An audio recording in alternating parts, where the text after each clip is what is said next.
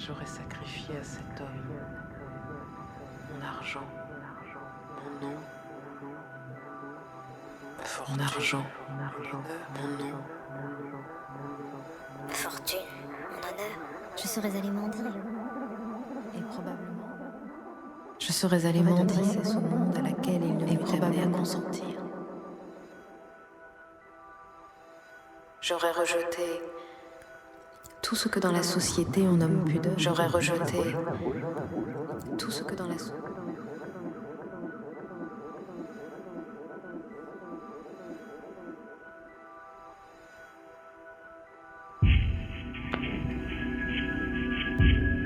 Si vous marchez dehors à cette heure et en ce lieu, c'est que vous désirez quelque chose que vous n'avez pas. Et cette chose, moi, je peux vous la fournir. Car si je suis à cette place depuis plus longtemps que vous, et pour plus longtemps que vous,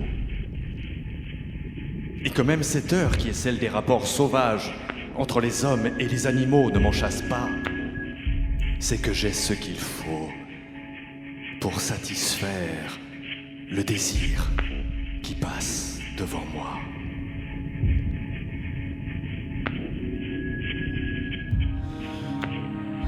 Et c'est comme un poids dont il faut que je me débarrasse sur quiconque, homme ou animal, qui passe devant moi.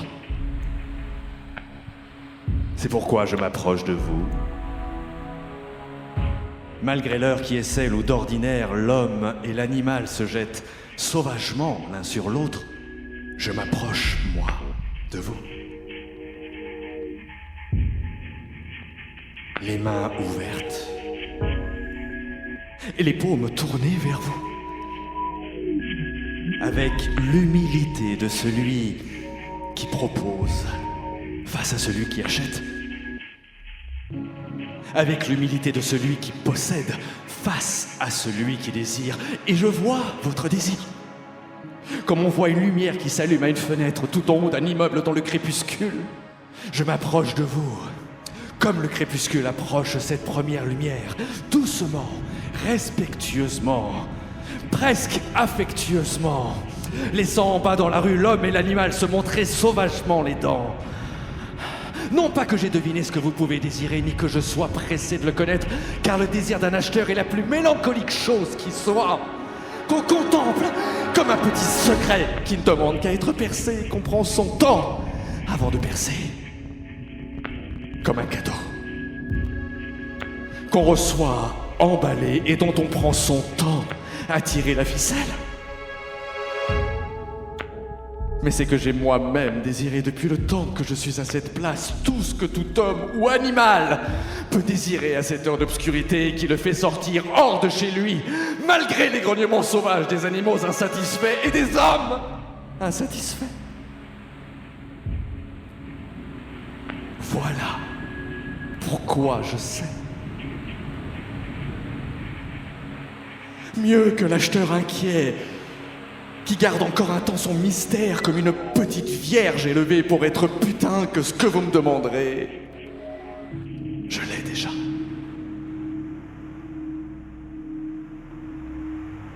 Et qu'il vous suffit à vous,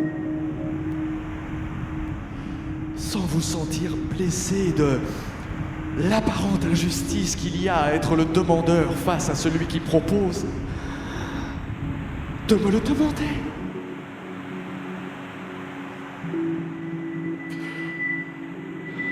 Dites-moi donc, vierge mélancolique, en ce moment où grognent sourdement hommes et animaux, dites-moi la chose que vous désirez et que je peux vous fournir et je vous la fournirai. Doucement, respectueusement, peut-être avec affection. Puis, après avoir comblé les creux et aplani les monts qui sont en nous, nous nous éloignerons l'un de l'autre, en équilibre sur le mince et plat fil de notre latitude. Satisfait. Satisfait au milieu des hommes et des animaux, insatisfait d'être homme et insatisfait d'être animaux. Mais ne me demandez pas de deviner votre désir, car je serais obligé d'énumérer tout ce que je possède pour satisfaire ceux qui passent devant moi depuis le temps que je suis ici. Et le temps nécessaire à cette énumération dessécherait mon cœur et fatiguerait sans doute votre espoir. Si seulement il s'était avancé vers moi, en disant une parole ou en faisant un seul pas. S'il avait tenté de me prendre, à cette seconde j'étais perdu, lié à lui pour toujours. Cette seconde, cet être singulier ne jeta plus un regard sur moi. Sur la femme que j'étais.